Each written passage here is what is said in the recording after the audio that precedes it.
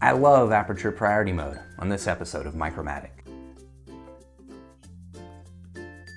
So if you've got a modern enthusiast-centered camera like a Micro Four Thirds camera like this one, you've got access to 4 basic modes. That's 3. You've got access to 4 basic modes of shooting, all right? You've got M mode, which is full manual control. You are manually controlling your ISO, your shutter speed, and your aperture to determine the right exposure.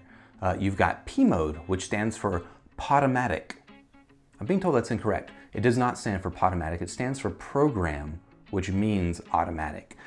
P mode is a fully automatic mode, right? You don't have to worry about the aperture and the shutter speed. The camera just does it for you. You've also got S mode, which stands for shutter priority. And now with shutter priority, it's an automatic mode similar to P mode, but the difference is that you retain control over the shutter speed. And then there's A mode, which is aperture priority mode. Just like shutter priority, aperture priority mode is an automatic mode, but it lets you retain control over the aperture. And again, I started this video by saying that A mode, aperture priority mode, is my favorite. I want to take a little minute and tell you why. In an earlier video on Micromatic, I talked about the 3 elements of exposure, right? We talked about ISO, aperture, and shutter speed. And I talked about how those things not only contribute to your exposure, but also how they contribute to sort of the creative aspects of the photograph, right? Or how they impact the image other than just controlling how much light is captured. Now, of those 3 controls, for me, aperture is the one that has the most creative influence on a photograph. At least in most situations. There are some exceptions, but 9 times out of 10, in fact, I'm gonna go ahead and say 99% of the time, for me, aperture is really the one setting that I'm concerned about in terms of its impact on the photograph. Now with ISO, there's really no benefit to having a higher ISO, so I always want the ISO to be as low as possible. And you know what? That's exactly what the camera is trying to do in automatic modes. You leave the camera in automatic mode, it's gonna try and keep the ISO as low as possible for you. Great.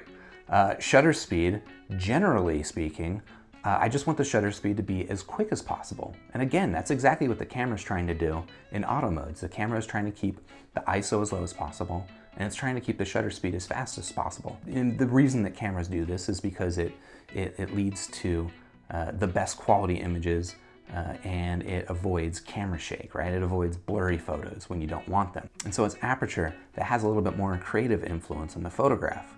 As I talked about before, aperture controls your depth of field, right? It determines how much of your photograph is in focus versus, how much of it is out of focus or blurry.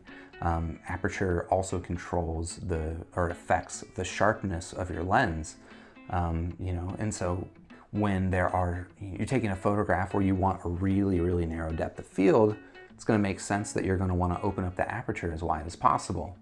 When you're taking a photograph, let's say a landscape, and you want as much depth of field as possible, and you want the maximum sharpness, you're gonna wanna stop that lens down.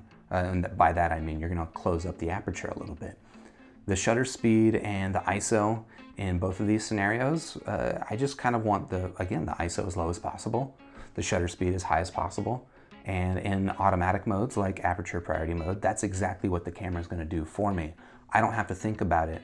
That's fantastic. There are times when I want to control the shutter speed. Let's say I am at a sporting event and I want to make it so that it looks like the athletes are moving quickly, right? And so you want to kind of let a little bit of motion blur creep into your photographs. In that scenario, I would take control of the shutter speed and I would slow it down a little bit. And that just, by manually slowing down the shutter speed, I'm going to get that sense of motion that I'm looking for in that particular scene.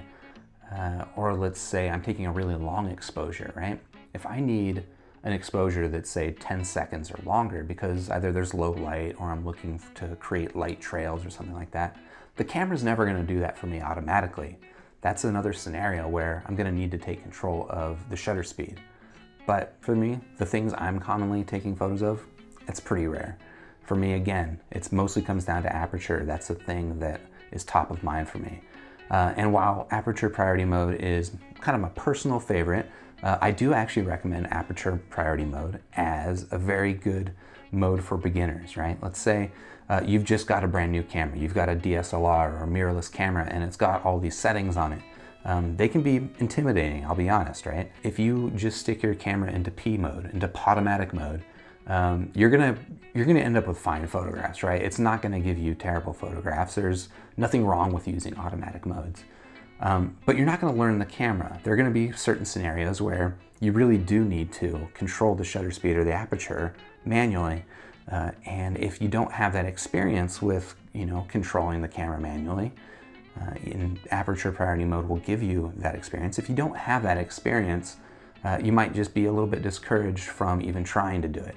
And so that's why I think that aperture priority mode is a nice, safe way to experiment with manual controls. So that's why I love aperture priority mode. If you have got a camera like this and you're stuck in Podomatic mode, give aperture priority mode a chance. If you agree with me that aperture priority mode is awesome, hit the like button down below. If you disagree with me, go ahead and hit that like button anyway. And if you like the video, share it with a friend, subscribe to the channel, and I'll see you in the next episode of Micromatic.